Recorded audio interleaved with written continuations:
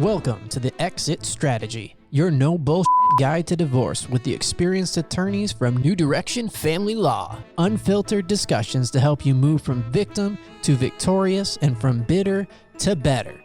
Welcome back. I am Cameron. I am the Marketing and Business Development Manager at New Direction Family Law. And we've got with us today Hampton Crumpler. He's an attorney at NC Planning and graduated from Campbell Law School, has been working on the estate planning side of things since then, and is going to talk to us a little bit about kind of generational wealth and trusts and that intersection with family law today, along with Elizabeth Stevenson. Hello, everyone. I'm Elizabeth Stevenson. I'm one of the partners at New Direction Family Law. Hampton, thanks for being here today. Absolutely. Before we started, we were talking a little bit about, is there even an intersection between estates and wills and family law, custody, support, property, all of that sort of division. So as a general rule, what would you say to that? Yeah, I would say absolutely.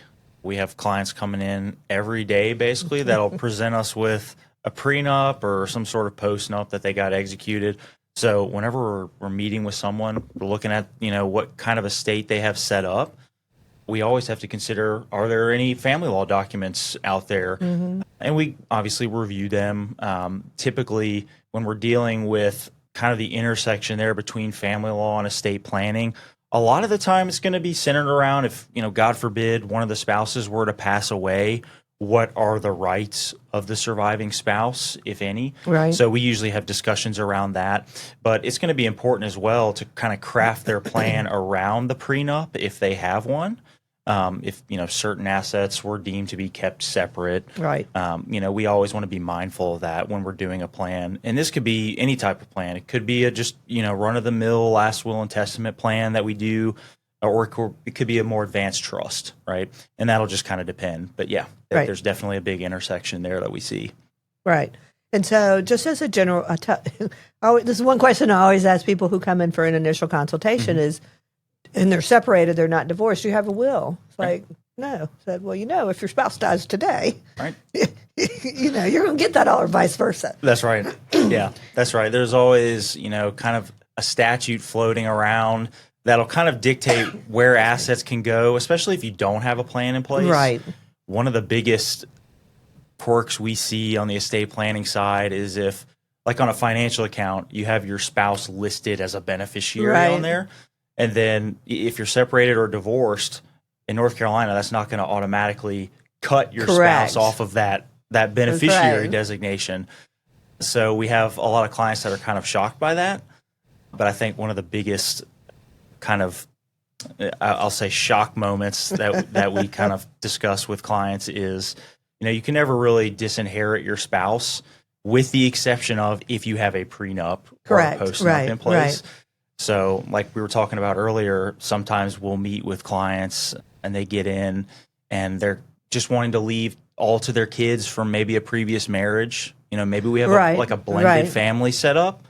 And I always kind of have to be like, let's pump the brakes a little bit. We can, I have to be the bearer of bad news here just to kind of inform the clients of that elective share statute.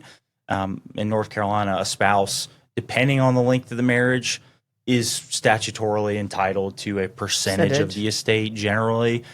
So the maximum cap is going to be, if you've been married 15 years or more, then the spouse can claim up to half of the estate at that point. Right. And a lot of people aren't aware of that. So it's almost kind of like an educational event more than anything to let them know that. But it's really important when we have blended setups. If a spouse wants to make sure that assets get to their kids from the previous marriage, that's when it can really come up. But it happens a lot where clients come in. Maybe we just meet with one spouse. Maybe we don't even meet with both of them. One spouse comes in and you meet, I can't meet with both people. Yeah, you can meet with both, right? Yes, we can do a joint representation. There's no confidentiality if we do that joint representation. But sometimes we'll just meet with one spouse, and it's kind of just a one-on-one relationship there. And we have to inform them of the laws as they are. If they're trying to just say, "Hey, I'm not planning on leaving anything to my husband," right? I'll ask, the first question I ask is, do you have a prenup, or Right. is there any sort of postnup? And usually the answer is nope. Nope. So Well, then would it be easier or easiest for them in that scenario as the client to go get a postnup? They could. I mean, that's the easiest way. And what would a postnup do? Yeah, so a postnup is, it functions like a prenup, but Right. it's executed after the marriage. So the problem there is like, your spouse has to agree to it. Correct. That's like the hurdle that they have to jump over. Right. It's like, well, your spouse can waive the elective share in a postnup, but you think they're going to sign it? Oh no, he'd never sign that, right? So you sort of missed and we the kind boat of on hit a that wall one. there with that. So Either way, they have to sign something saying, I'm good with it. right? That's Right, well, let me ask you this: is it specific? Because ours generally include like just a generic waiver about estate rights. You can't inherit, you can't take unless, of course, you can if you do it outside and do it in a will, whatever. You can do that. Is that what? That's right. Is that what you need to look and for? that's usually what we look for. I saw a prenup last week that didn't have any elective share rights waived in it. It was not done by an attorney. Google attorney. But it was kind of a interesting situation because the spouses were very agreeable. They're like, oh yeah, well we'll go ahead and execute a postnup where we'll waive that elective share. I was like, okay, yeah, you can do that. Yeah, Right. absolutely. We usually like to see statutory reference and say, Right. that the surviving spouse waives any claim to that. And when that happens, the estate plan will govern, right? So if one spouse passes, really we can just rely on the documents. There's not going to be any sort of lingering spousal claim issue that there. can be made. Right. Yeah. And what about as regards to protecting? Let's say your children are under 18; they're not. It's your second marriage; they're not grown, but they're with another spouse. What is there anything you can do to protect?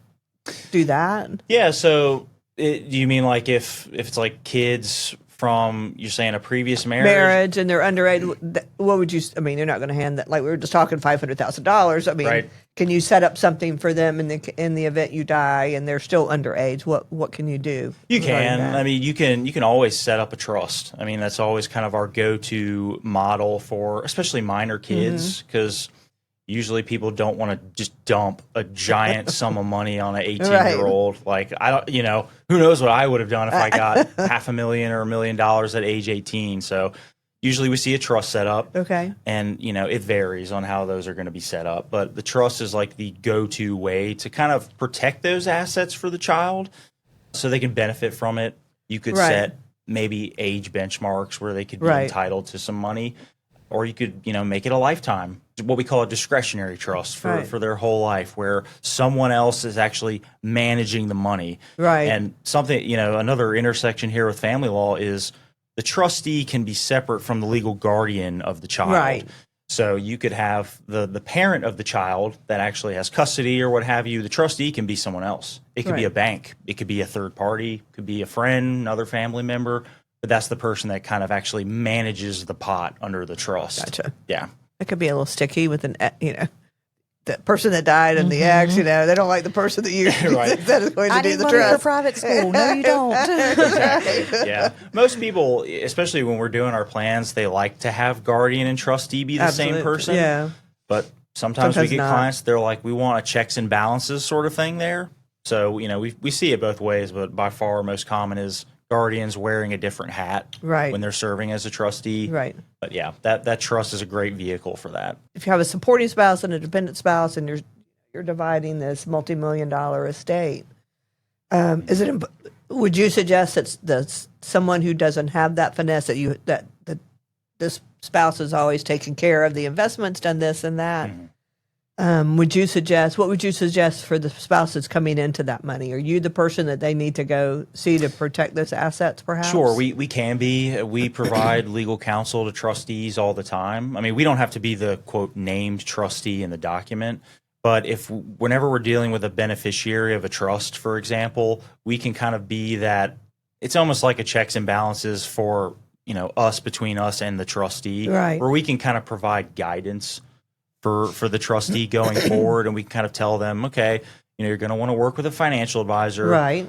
We're going to want to make sure we have a good CPA on hand so all taxes are filed appropriately. Right. But we can kind of hold their hand through that process as needed. And our firm has a great administrative team. So we do, obviously, probate administrations, but we handle private family trust administrations as well.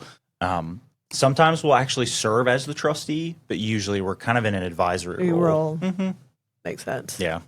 And so, as far as talk about trust, what's the difference between a revocable trust and an irrevocable trust?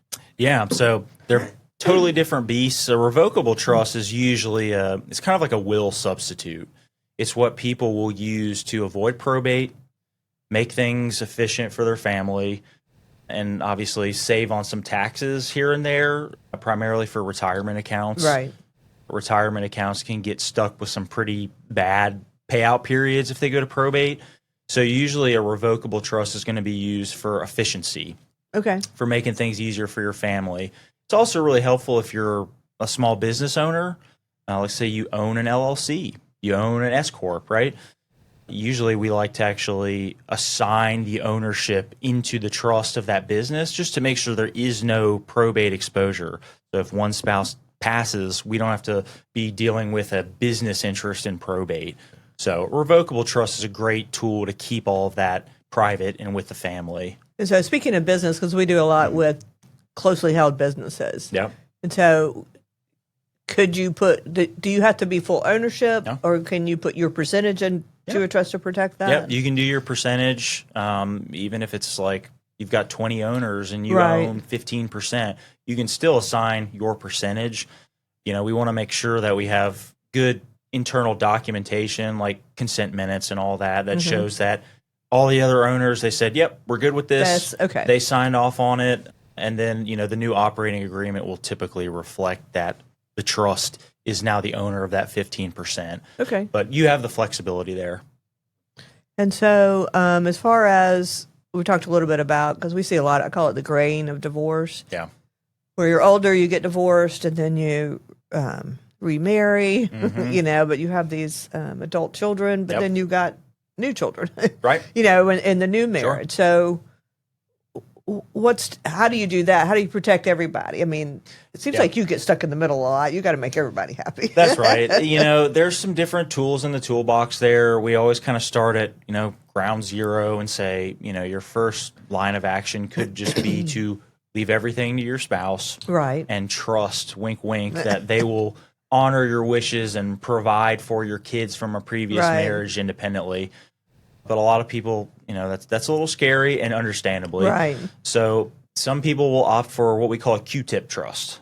This is a trust that was basically designed for blended marriages, and it allows a spouse, if a spouse passes away, it allows the deceased spouse, instead of just giving everything to their spouse, they actually hold everything in trust for their spouse, and their spouse can get access to income. Like we usually have some sort of like a quarterly income payout for the surviving spouse, but they don't have unfettered access to it. They can't just take it all. Right.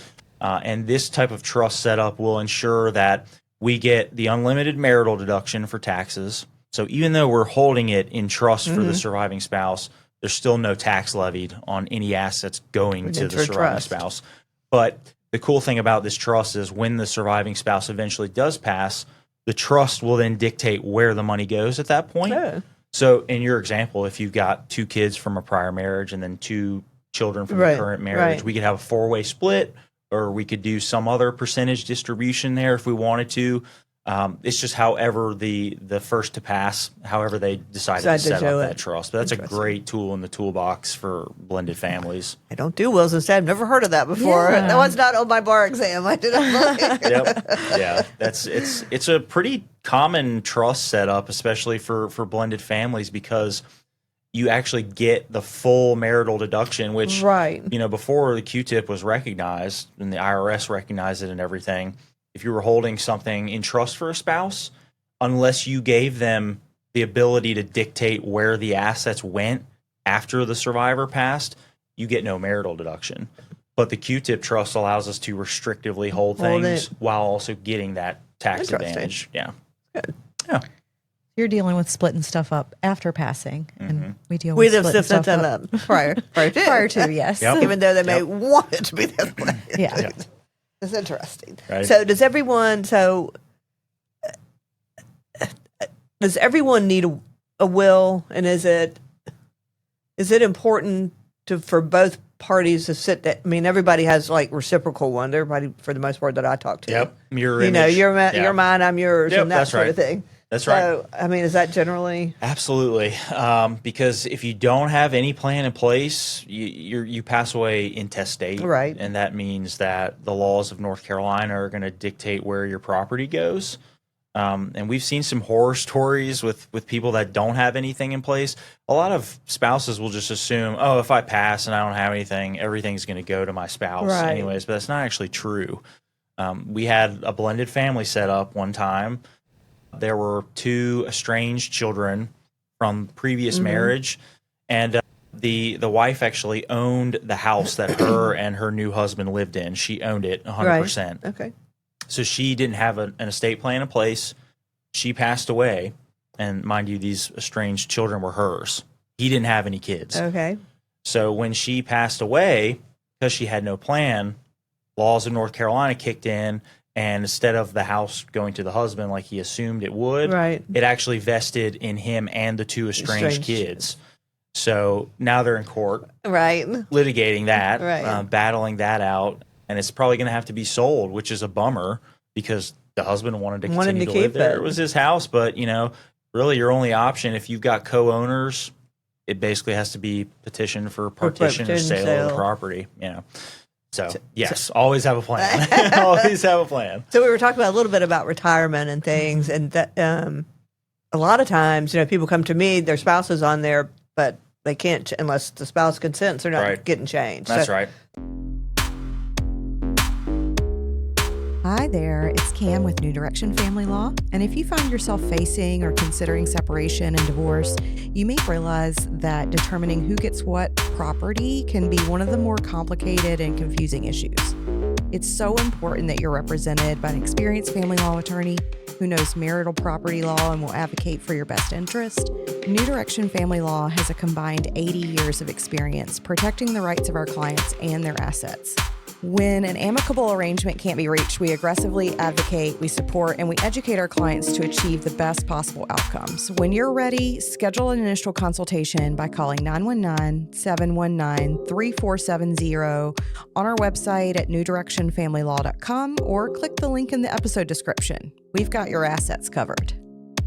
What else, Cam? Do you hear on your end? Anything? Yeah, we get a lot of questions about, what about inherited property and if it is then becomes True. marital property. Right. So if I'm married and Yeah. my grandmother dies and gives me $400,000, what happens? I mean, Is it yours or is it mine? marital property? Is it yours, mine, or ours? How does that work? Yeah. Well, North Carolina, as I'm sure you guys discussed earlier, it's not a community property state. Right. So the general rule is if you're inheriting something, let's say from your father or your mother, it's like a gift. So Right. it's treated as separate property unless after the fact, the person who inherited it commingled assets with marital assets, then you could have a problem. But usually if we have, let's say, someone inheriting like a bank account and it's like a checking account, there's $100,000 in there. Right. That's going to be their separate property. As long as they keep it separate and we can clearly trace where money has gone from that account, it'll remain separate property. Is that the case if it's inherited before or after marriage? That's Okay. right. Yep. That's right. Same exact thing. Some people, though, they're a little bit more concerned about it, especially for their kids, and that's where trust can also play a big That's role what I was as going to well. ask you. I have a client who just inherited a boatload of money. Should I send them to you to make sure that that's protected? Yeah, so if they're inheriting a bunch of money, it's going to depend on the setup of their parents' plan. So how their parents passed it down. Did they just get it outright, or are they the beneficiary of their parents' trust? Right, so gotcha. totally different setup there. Either way, it will be their separate interest. We just kind of have to figure out where we go from there. If their parents' trust left it to them, let's say it was just like a lifetime discretionary trust Right. where they don't really have control over it. They can get access to it for, we call it HEMS purposes, health, education, general maintenance and support. They can get distributions for that, but they don't have like full control over the assets. That's pretty much ironclad. It will stay a separate asset. So if they get divorced, that should be protected. That doesn't get divided. Yeah, that's right. But if they're just inheriting it straight up, then we have to see, okay, how do we want to keep this separate? How do we want to invest it? But the bottom line is, if they're worried about, equitable division, if something happens, they should take action to keep it separate and make sure that that's done.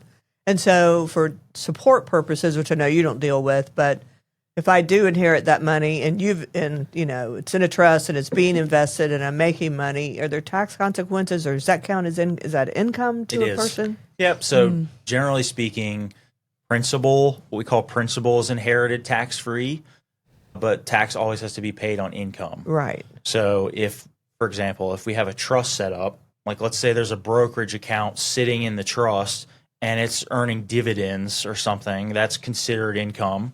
So either the trust pays the tax annually, files a 1041, pays the tax, or the trust can push out the income to the beneficiary. It's still their separate property, right? But they can pay the tax at their individual rate, which is great. Right. So we usually, whenever we have like a family member serving as a trustee, if we've got income in the trust, we're always going to say, go ahead and kick that out if you can, because a trust hits the high 40% bracket really fast. Only about $14,000 worth of income, and it's there. It's at that bracket. So we can actually take advantage of the beneficiary's individual rate if we push it out. Yeah. Sounds interesting. So what about property? I know we've talked about like bank accounts and cash. Right. Is it like that with property too? Yeah, same thing for real estate. Usually people are wanting to get what we call step up in basis for real estate, and this is for capital gains, which is a type of income tax. Whether it's going through a trust or through a will, the step up is an at-death event. So when someone passes away, for example, any beneficiary receiving it typically gets a step up. And that just means that if they turn around and sell the property, there could basically be no gain, depending on how quick they do it. But generally speaking, real estate is still inherited like a gift. So there's no like inheritance tax on that, right? The only type of tax we're typically worried about when someone passes away right off the bat is the estate tax. Right.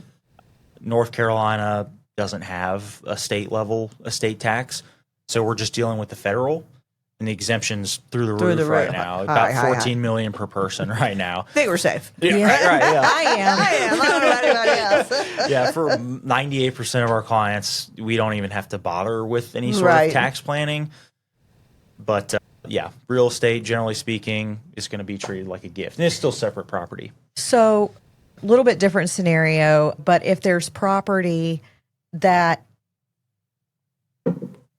can you, either through your estate plan or through your separation agreement, specifically say, because I think that's one of the things we counsel our clients on a lot, is if you're getting, retirement benefits, there's taxes involved in that. So make sure you take that into account, right? And so through an estate plan or through separation agreement, if I wanted to pass property, but say, well, you can't have it like as part of my separation agreement, we're going to agree to this, but it doesn't actually pass until my passing. Do those two, can that happen? It can. I mean, you could, the world is your oyster with your estate plan. So if you've got like a prenup, for example, in place that says, Bob owned this house in Myrtle Beach before the marriage, it will remain his separate property, no claims to that.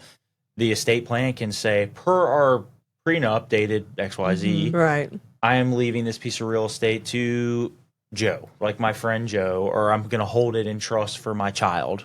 You can do that. And that's when we look at the prenup and we draft the plan to kind of go with it. Because the prenup will generally say, this is your separate property, and any separate property sold, will still remain separate. So even with that, so if it's named specifically in the trust and it's sold, will the separation agreement cover that? It still remains separate property, right? Yeah, that's right. Same thing there. But can you dictate how something passes at your own passing through your separation agreement? No. Okay. So you can't be like, I owe you one, I'll pay you later. Well, I mean, you could, but that would be a mess to try to enforce. I can't do contempt on a dead You would person, not so I would have advise a problem. that. I would not advise that Okay, at all. got it. Do that through your estate planning, That's please. right. Yeah, they kind of work in harmony in that way, though. So Okay. Yeah, but I will say that case law is very specific about what passes as a gift. It has to be in writing, so the trust or the will would do that, or like write on a piece of paper, and that has to be just has to show the intent that it's your separate property. right. Because you can get money from somebody, but if I don't have anything that says it's a gift, then it's going to go into the marital pot, Okay. and that goes for anything, not just if you die, but somebody would give you your allowance that you're allowed to get every year or whatever. You want to make sure that is labeled as a gift to you separately. Family heirloom, like engagement ring. Anything like that. And Something that you might want to hang on keep to. it in. It's like the saying, we're a trace, if you can trace it out, we can say it's separate, but just keep it in a separate account. Right. That's what I would say. Make life easy Yes, on right. yourself and your family. That's right. And if you're using your separate money to improve your marital residence, make sure you can trace that out. That's going to be tough to get you that back. Right. Because you're putting it into a marital interest that's serving the because the state looks at you as one person. Yeah. So you use your say, thank you, ma'am. That's very nice of you, but you're not going to get a payback on that. Kind of like what you said about commingling. Yeah. Like once Right. you start, then Right. If it gets goes into a messy. joint account, even though it shows that it was from an estate or from a will, it's going to be tough to say that's your separate property. Yeah. Yeah. Okay. The same thing can kind of happen with a spouse that's a beneficiary of a trust. We've seen some spouses try to actually currently put what turned out to be marital property into their trust to get some sort of creditor protection for it. And then it's kind of like you've poisoned the pot at that point in the trust. So now if they're separated or divorced, we got to go in there and to separate that piece out. Right. That would be messy. It is. Yeah. Yeah. I just see that, like, especially the property thing being, North Carolina, we've got some urban areas, but we do have a lot of like rural farmland and stuff like that. And I just envision that being like a bigger issue with like big pieces of family land. That And they get 20 siblings, and everybody gets an acre, or you got one house, and all 4 kids get. That's such a mess. Don't do that. Yeah. Please tell me you counsel people not to do that. No, I mean, I kind of lead with your wish is my command. Right, but usually- you're the pit. You're the usually pits. unadvised. That could be a problem. Yeah. One of our earlier episodes, we spent a lot of time saying, well, it depends. Absolutely. Yeah. It's like we say, don't come in here telling me what happened in your friend's divorce, because I don't care. It depends, kind of thing. Everything's fact specific. It is. Always. It is. And I think that our two practices in areas of law are so similar. They have a lot of crossroads. Because all the families in there, there's a whole lot of drama and grief and all of that. So you have the same issues. Right. So our job through prenups and postnups is to protect it, and the same thing for you. Right. It's like, these are not bad things. No. These can help you not have to go through all of this. Like you say, families being in court and That's right. going after each other is horrible. Yeah, it's one of the biggest things we always preach is like your legacy could be a gift or it can be a burden, Right. depending on your planning. So if that could be, do you have a good prenup or postnup in place? It could also be, do you have good estate planning documents that'll basically make sure everything is clear when you pass, for example, because it can get really messy really fast if you don't. And then you've got family members who are stressed and having to go to court, to probate something. Maybe we're having to rely on the statutes of North Carolina to see who's inheriting what. Right. So we like to avoid the headbutting. That's always the name of the game. We would love that. Yeah. Well, actually, on that note, right, and we get a lot of clients that approach us and want to talk about child support or child custody because they have had a verbal kind of agreement in place, the past 5 years, and now all of a sudden there's like somebody new in the picture or you stop getting along or whatever. And so now you're having to worry about like going to court and sorting things out or whatever when you're ticked off and already not happy, instead of if you had just done it when everything was amicable, you'd probably be in a better shape, less stressful. So does everybody need services like you provide? Right. Like I don't have, like, I have own a house, I don't got one pension. And I mean, do I still need an estate plan or will or Yes. trust? The answer is always going to be yes. Because, I mean, what if you inherit something from your great aunt Lily that you didn't even know was in the family? It's like, oh, I just came into this piece of real estate from Alabama or something. Right. It's like, if you don't have any plan in place, well, then what are we doing? Well, then we've got probate in North Carolina. We've got potential probate in Alabama. Or whatever state it is. So it's a lot easier for your family in that situation, especially if you have documents saying where everything goes, just so we're not having to hire an attorney and look at statute and Right. see where things are going to be passing.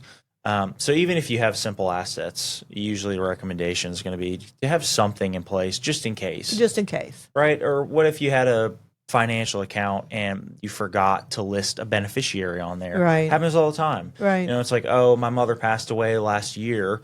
We settled everything with the estate, and then we just realized there was an account floating around in the ether out there Right. that had like 35 grand in it. I was like, guess what? It's probate asset, and we can't do a small estate either because it's over the limit. And then everyone's upset because now we're having to reopen an estate potentially. So Right. This may be my last question, but I have a lot of people I ask if they have a will. I don't know. Do I? Where is that? I mean, yeah. Do you suggest people come in for tune-ups? I mean, especially around big life-changing events, right? Yes. Yeah. It's always a good idea to dust off everything. Maybe depending on your situation, it could be once a year, could be every other year. Right. But if you have some big life changes like divorce or something, go ahead and get updated documents. Right. We do it all the time, but you need to be protected.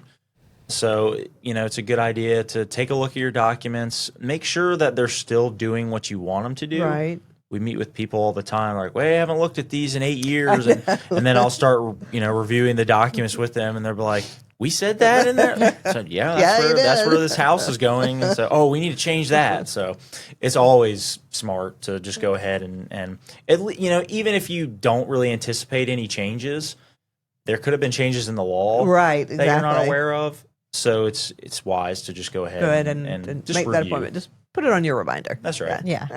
So on that note, I guess, big life change, divorce is something that we deal with a lot. Right. I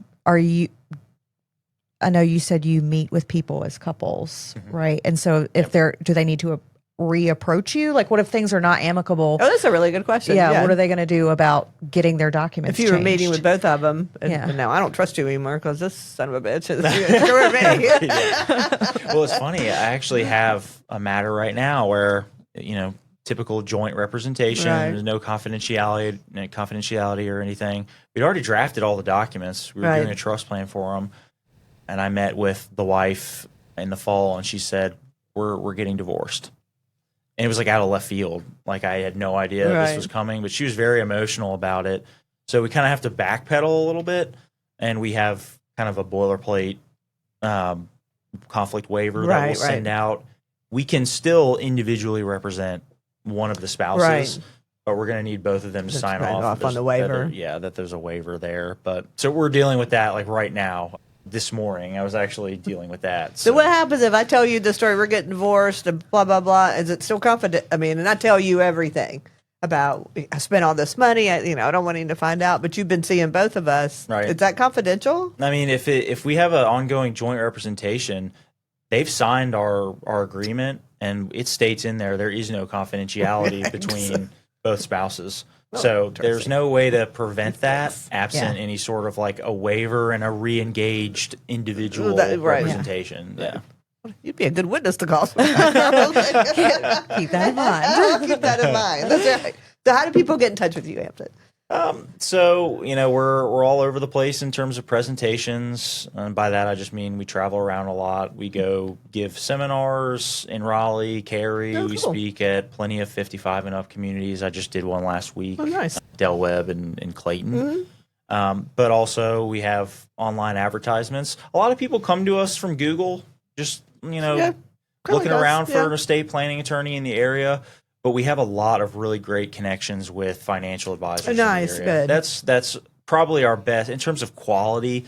it's probably our best referral source is our financial advisors we work with, whether it's Fidelity, Cap Trust, Morgan Stanley. They always send quality referrals, and we can help them with pretty much anything they need on the estate side. Is it county specific? Can I call you if I'm in Durham or I'm in Orange County or whatever? Oh yeah. Most of our clients are going to be the Triangle, right? But we've got clients in the mountains. We've got clients down at Wilmington. We technically have a little office space in Wilmington as well. Oh, nice. So I aspire to that one day. and the good thing is we've recently started partnering with some mobile notaries. Oh, so if nice, we have someone doing their documents, we can actually send a mobile notary to them. Right. And she'll bring the witnesses, get everything buttoned up, sign, send us digital copies, and they don't even have to leave their house if they don't want to. That's right, because we can do the virtual notary, but we don't need witnesses. You got to have 3 witnesses or whatever that may be. Yeah. I forgot about that. Yeah. Well, but it's not county specific as far as the documents. They're good anywhere in the state. Correct, or That's anywhere. right. Yeah. So I move out of North Carolina. All my documents are North Carolina based. Yeah. Am I cool? Usually, pretty much all states will have a statute that says if you validly executed it in this state, we will recognize it here. Like North Carolina has one as well. Okay. But the textbook attorney recommendation will always be if you move states, update your documents to be compliant with that state statute so that if something does happen to you, your family doesn't have to, get an affidavit, from witnesses from another state saying that it was validly executed and all that. So usually we recommend just kind of give your plan a facelift if you do move. Good. That's good advice. That's excellent. Yeah, again, just about easing the burden on right. the family. The family, That's right. exactly. Just making it easier. Yeah. Cool. Yeah. All right. Well, thank you so much for coming. Absolutely. It was really, but I thought, you don't think of a state and Texas as kind of interesting and exciting, but it really can be, I guess. I think it is. Yeah. But no, I appreciate you guys having me on. This has been great. Sure. Great. Yeah. Absolutely. Yeah. See ya. And ain't that some? Ain't that some Thanks for listening. Don't forget to leave us a review. You can visit us online at newdirectionfamilylaw.com. You can also follow us on Instagram at the Exit Strategy _podcast or email us at exitstrategy@newdirectionfamilylaw.com. We'll be back next week with more no bullshit content about life, divorce, parenting, relationships, and everything in between.